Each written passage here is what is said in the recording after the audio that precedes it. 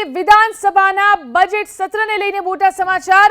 લોકસભાની ચૂંટણીને કારણે આ વખતે બજેટ સત્ર વહેલું શરૂ થશે। 1 ફેબ્રુઆરીથી બજેટ સત્ર શરૂ થશે, 7મી માર્ચ સુધી ચાલશે। બજેટ સત્ર દરમિયાન 10 દિવસ રજાના રહેશે અને 26 દિવસ કામકાજના રહેશે। વોટ એન્ડ એકાઉન્ટના બદલે પૂર્ણ કક્ષાનું આ બજેટ રજૂ થશે।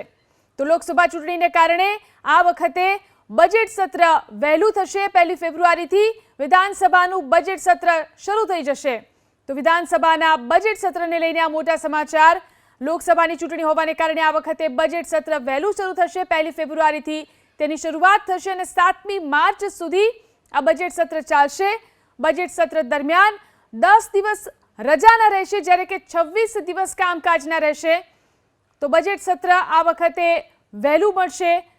વોટ એન્ડ એકાઉન્ટના બદલે પૂર્ણ કક્ષાનું બજેટ આ વખતે રજૂ કરવામાં આવશે। તો વિધાનસભાના બજેટ સત્રને લઈ અને આ મોટા સમાચાર છે। લોકસભા ચૂંટણીને કારણે આ વખતે બજેટ સત્ર વહેલું શરૂ થશે।